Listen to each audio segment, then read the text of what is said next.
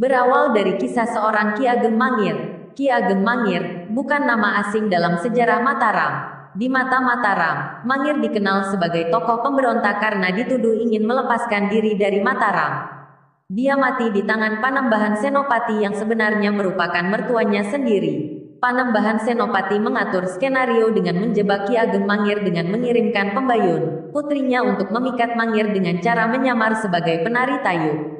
Strateginya berhasil dan kemudian dia meminta Ki Ageng Mangir untuk mau datang menghadap ayahandanya. Namun saat menghadap dan sujud di depan Panembahan Senopati, kepalanya dibenturkan ke batu gilang tempat duduk sang raja. Siapa sebenarnya Ki Ageng Mangir tidak ada catatan yang jelas.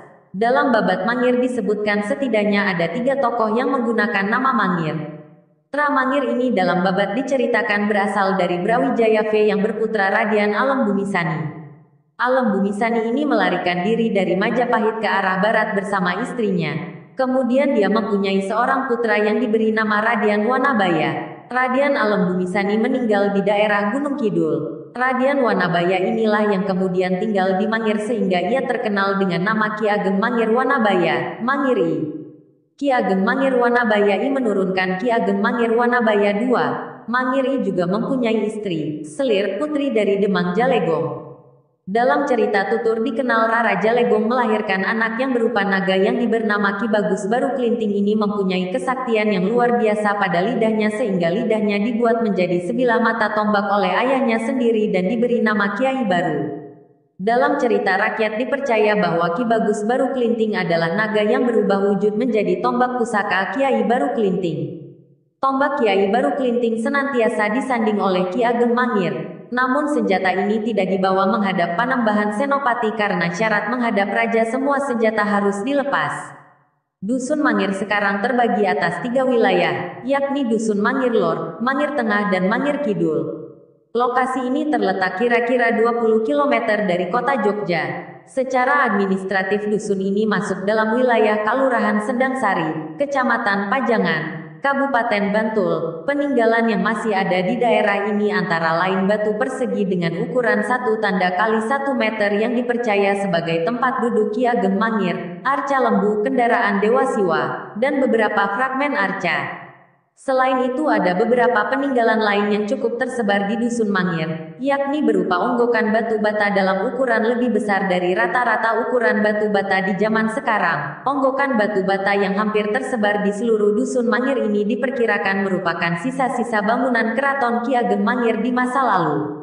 ZUH, Harian Jogja. Cerita mengenai saat-saat boyongan dari Mangir ke Mataram merupakan sebuah kisah yang dramatis, hanya sayang tidak banyak masyarakat yang mengetahuinya. Kisah ini dapat dibaca dalam babat Mangir.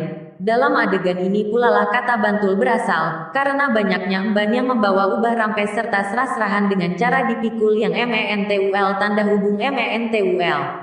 Itulah asal dari kata Bantul, yang kini menjadi salah satu kabupaten di daerah istimewa Yogyakarta. Menurut sejarah yang ditulis di Wikipedia, pemerintah Hindia Belanda dan Sultan Yogyakarta pada tanggal 26 dan tanggal 31 Maret tahun 1831 mengadakan kontrak kerjasama tentang pembagian wilayah administratif baru dalam Kasultanan disertai penetapan jabatan kepala wilayahnya. Saat itu Kasultanan Yogyakarta dibagi menjadi 3 kabupaten yaitu Bantul Karang untuk kawasan selatan, Denggung untuk kawasan utara, dan Kalasan untuk kawasan timur. Menindaklanjuti pembagian wilayah baru Kasultanan Yogyakarta, tanggal 20 Juli tahun 1831 atau Rabu Kliwon 10 Sapar tahun Dal 1759, Jawa, secara resmi ditetapkan pembentukan Kabupaten Bantul yang sebelumnya dikenal bernama Bantul Karang tersebut di atas. Seorang nayaka Kasultanan Yogyakarta bernama Raden Tumenggung Mangunegoro kemudian dipercaya Sri Sultan Hamengkubuwono V untuk memangku jabatan sebagai Bupati Bantul. Pada masa pendudukan Jepang, pemerintahan berdasar pada Usamu Seirei nomor 13 sedangkan Stades Gemente Ordonanti dihapus.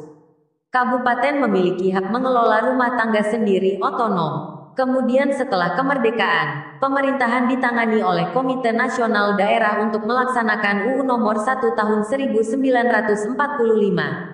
Akan tapi di Yogyakarta dan Surakarta undang-undang tersebut tidak diberlakukan hingga dikeluarkannya UU Pokok Pemerintah Daerah Nomor 22 Tahun 1948 dan selanjutnya mengacu UU Nomor 15 Tahun